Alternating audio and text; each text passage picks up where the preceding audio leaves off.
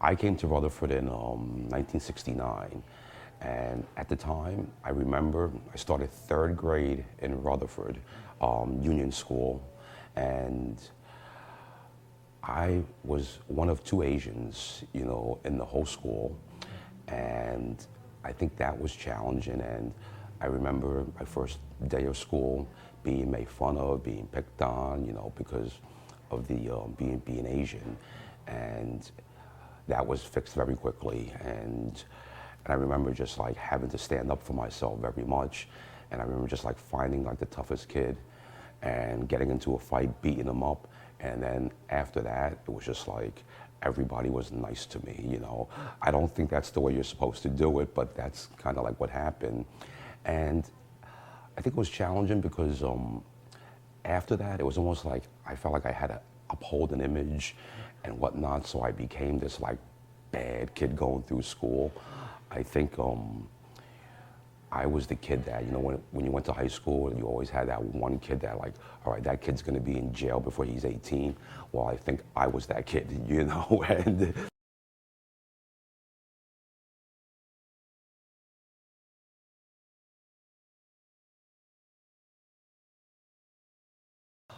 they immigrated from Shanghai to Hong Kong, and then from Hong Kong, my father actually worked on the merchant ship, and I guess the term is he jumped ship, when they were in New York, and he wound up staying.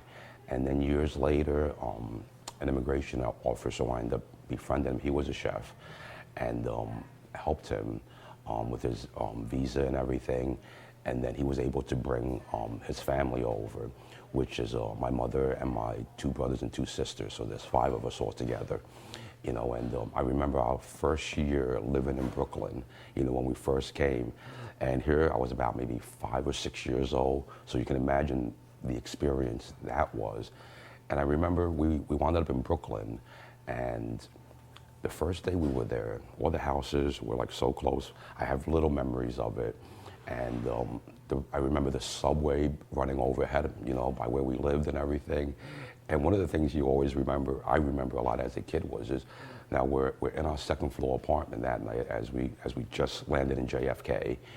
And it's funny because I can still remember the number one song, then was Sugar Sugar by the Archies, And we got to the apartment at night, and then the buildings were so close, and the residents across from us were these residents, and all of a sudden, like I never knew it, and then these girls were pulling up their shirts, flashing us and stuff like that. I'm like, America's a great country, So it was like, and so that's where we landed from China, and then from there we spent a year in Brooklyn, and I remember going to school in Brooklyn, and it was rough. And I remember walking in and into the auditorium the first day of school, and the kids holding the doors and everything. And I didn't know a word of English that first day of school. And and now I know what the kid said to me, but I was holding the door. I walked by, and this kid goes, "F you" to me. I was like, and I didn't know, so I was like, "F you," like back, just trying to be nice and everything, but didn't know. And from there, we wound up in Carlstadt for a year. And then eventually, it was like, I think right around 1971, 70, we wound up moving to Rutherford. And we lived on 298 Carmita Ave for many years. And that I still own the house now. So that house is still in the family, so.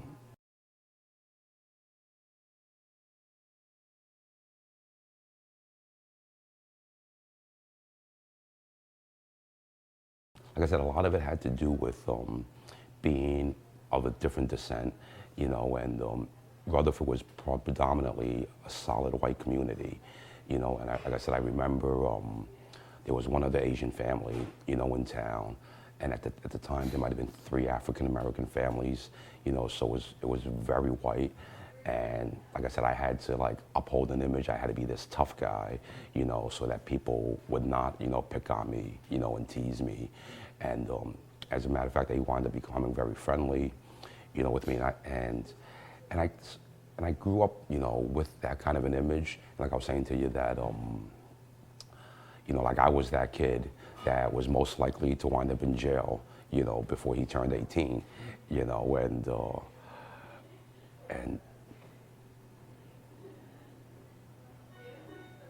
I don't know what turned it around, but I think at one point I was just so out of control, and a lot of it had to do with my parents, worked very hard. They had to work very hard for a living. They worked in restaurants, and a lot of times they didn't get home till like 11, 12 o'clock at night. So we were just kind of like left, to fend for ourselves a little bit. And I remember I would bring my laundry on my bicycle, garbage bag, handlebars, pedal down to the laundromat, wash clothes, and so we really grew up taking care of ourselves. And in hindsight now, it may have been a good thing for us, myself, my brothers and sisters, because we all became very, very independent, and those were definitely tough times. And at the same time, though, I think it was beneficial because it really helps you appreciate every little thing, in life, that you get, because you know how hard, it is to succeed. I watch my parents, I watch myself, and so you really get a sense of like enjoyment when you see the success now. So.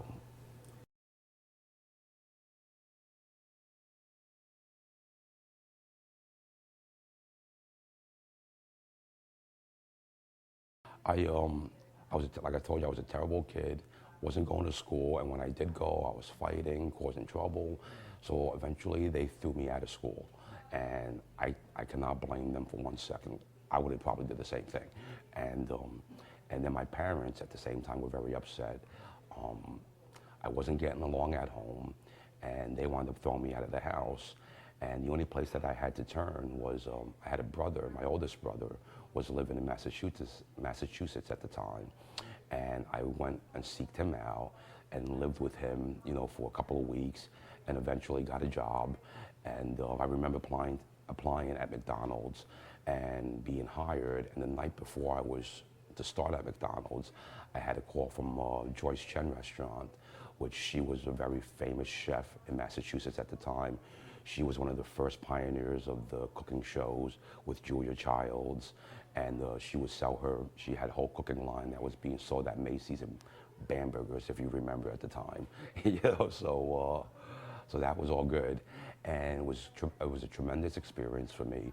And I think the most important thing from that period was I think I was scared straight.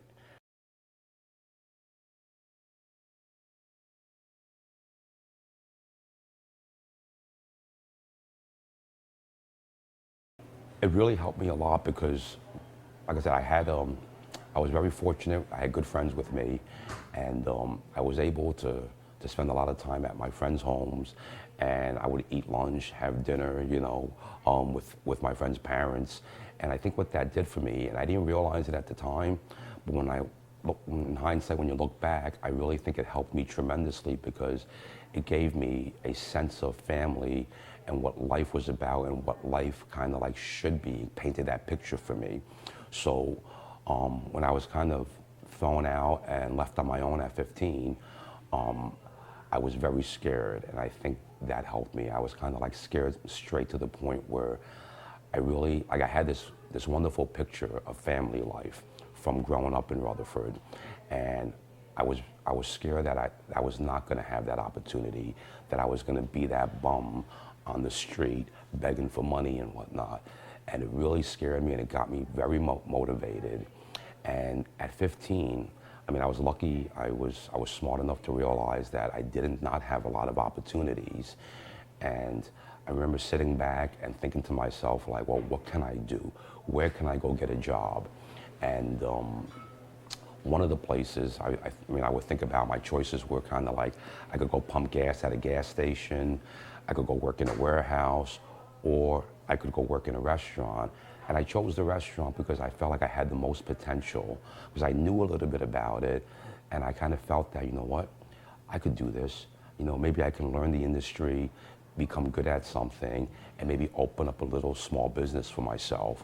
And I remember, like, my goals were very like, very, down to earth. And I remember saying to myself, you know what, if I could just make $70,000 a year, I'm going to be very happy and very successful, and that was achieved very quickly, when we did open up, and things just have progressed from there. So I've been very, very lucky in life.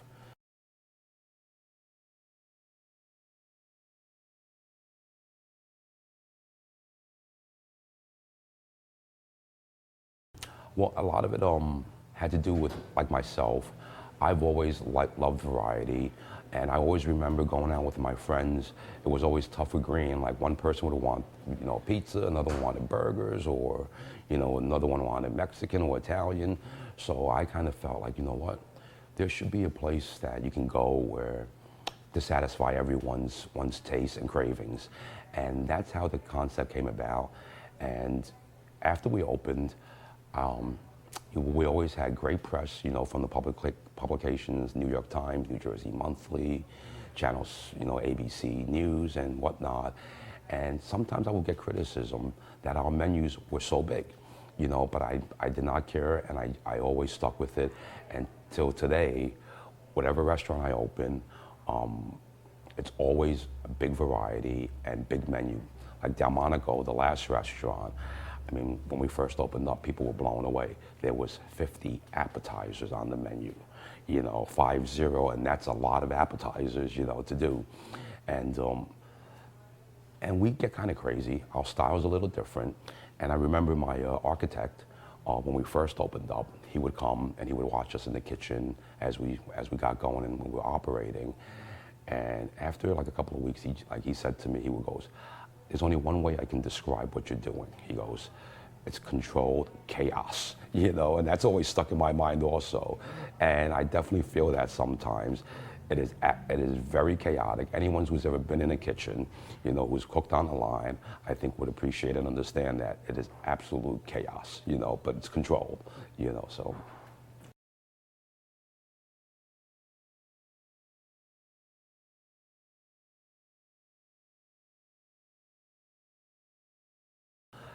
Early years were very difficult, and I think a lot of it had to do with not knowing, and always, I always believed that I was the only one that could do my work and nobody else could do my work for me.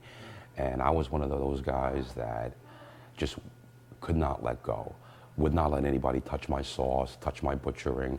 I had to do everything myself. And then what happened um, as the restaurant eventually became successful, it started as, Village Gourmet started as a little deli takeout restaurant. And then after 2 years, I was able to expand. We saved a little money, and we were able to put tables in and started doing a little bit of dining. And I gotta say, once that happened, that's when the restaurant really, really took off. So it started to become very successful. And one night, I remember we were out messing around, rollerblading, and I wound up breaking my ankle and leg. And looking back today, that was probably a blessing in disguise. And like I said to you earlier, Bill, like being in show business, I could never understand why people would always use the terminology of like, go break a leg as good luck.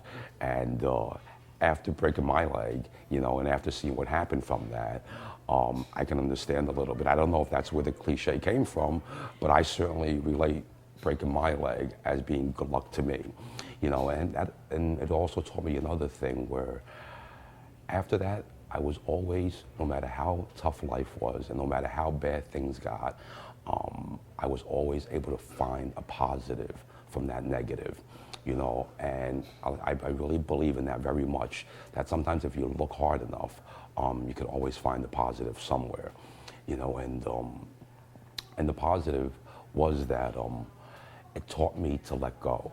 And after being in the cast for 11 weeks and not being able to work and sitting back, it made me realize that, you know what, they can do my work, and they can do things as well as I can. And what happened from there is I realized, you know what, let them keep going. And I was fortunate enough to realize that I need to wear different hats for my company and to start figuring out how to grow my company. And from everything from employee retention to networking to generating new business.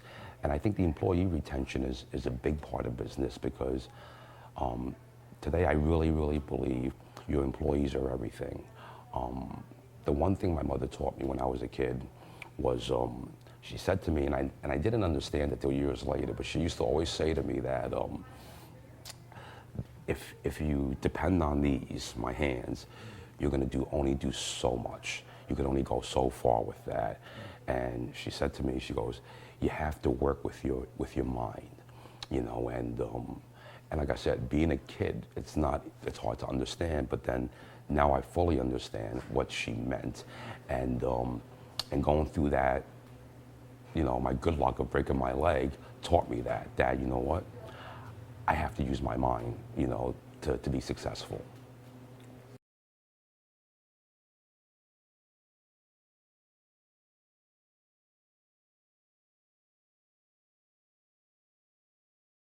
I've always kind of felt that people would watch us and people would come see what we were doing. And there was a time I think that we were definitely trendsetters. And and I used to always believe that. I would tell my kids, I feel like every time I do something, I look at other places and they're kind of following suit and doing similar things, you know. And it was the one day, I think it was with the TGI group, I think it was Ed Doherty, that group who owned all the restaurants. We were talking to a couple of their executives, and it was in that conversation that they had said to me, yeah, we do that all the time. We go check out neighborhood restaurants and see what they're doing to get ideas. Just like myself, the way I would always travel to Manhattan and you know, frequent those restaurants to get inspiration, whether it was for cuisine, whether it was for the style of their service, or whether it was for their decor and how they did things. So I think a lot of times you need outside influence, you know, to inspire yourself a little bit. And I remember having been in Village Gourmet, and this was right around, we opened in '89, and this was right around 1995, 96, and I felt very stuck. Because before I opened up Village Gourmet, I was 25 when I opened up Village. And before I opened that, I had ran 3 commissaries for other people, ran 3 companies for them. So there was nobody over me. And all said and done, put together, there was about maybe 10 or 12 years there that I really didn't have much influence. It was all what I wanted, what I did. So I got to the point where Village was very, very successful, but I felt very, very stale and stagnant, and I felt like I needed influence and I needed more experience. So what I did was I wound up getting a job with Restaurant Associates. I mean, it's kind of crazy. I mean, I was operating a successful business, and I decided I wanted to go back to work, which I was fortunate. I had a great opportunity. A friend of mine was working with Restaurant Associates, so he wound up setting me up, and I wound up doing 6 months with them in Manhattan, 2 months, you know, at Cafe Central, and 2 months at Tropica, and 2 months at Cucina at Lincoln Center. And at the time, I was doing it because I felt like I wanted to better myself, better my business. And so I went doing that. I went and worked for free for 6 months, and most people thought I was absolutely crazy, like, what are you doing? You know, and I kind of knew what I was doing, but my plans changed a little bit because I wanted to take that experience, come back to Village Gourmet, and my thought was I wanted to make Village Gourmet a higher end restaurant.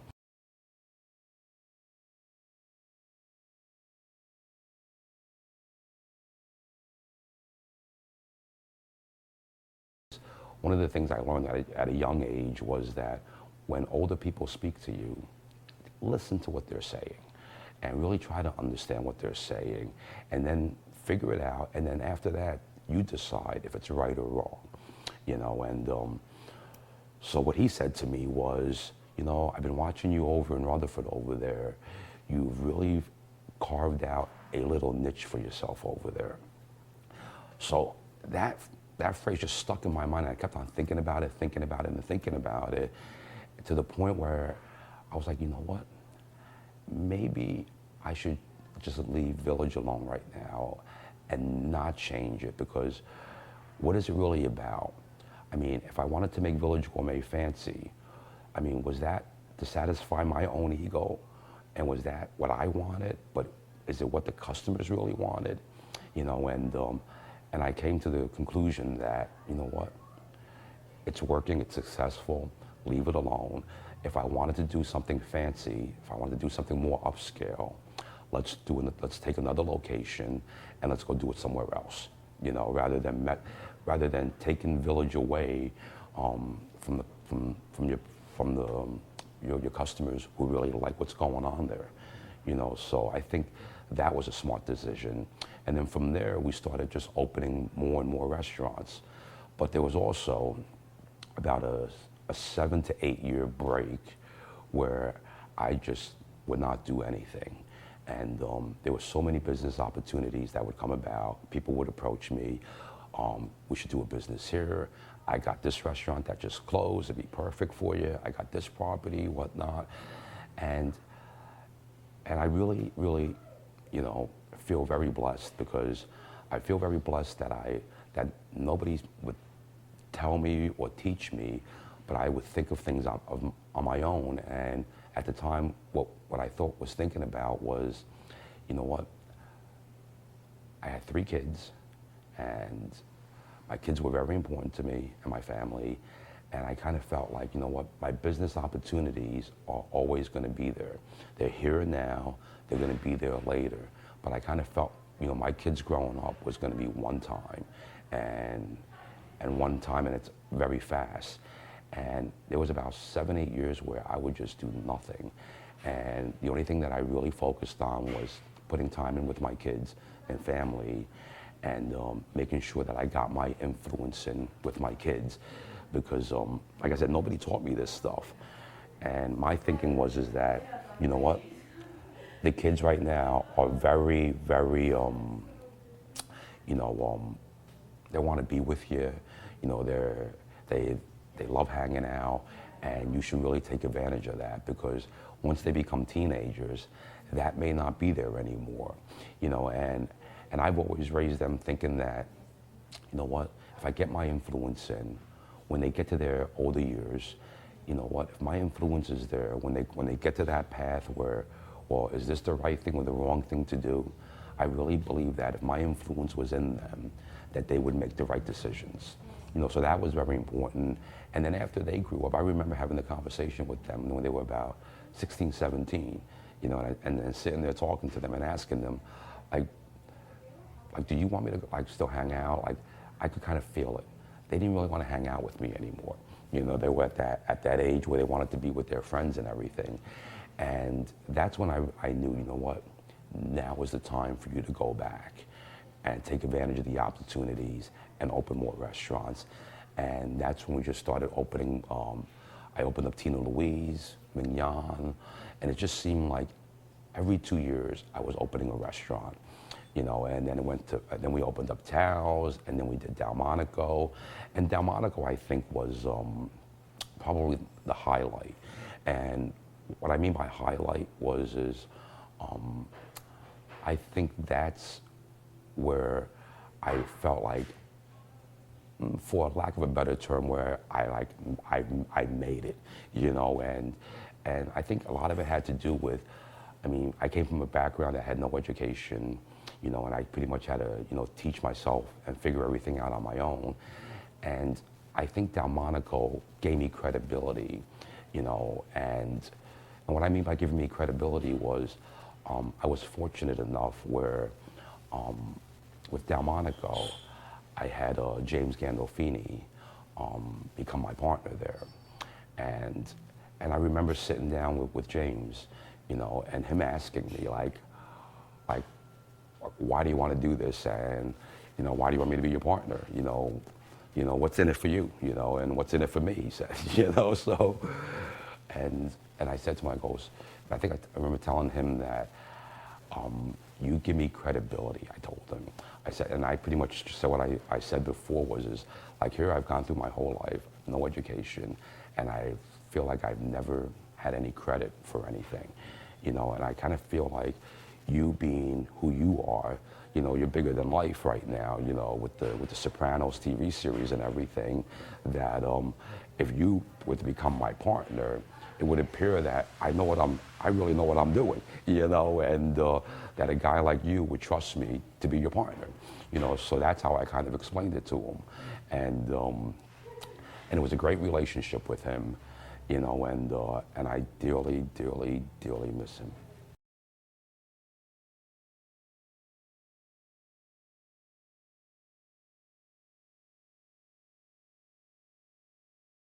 The future right now, I have a big interest in real estate.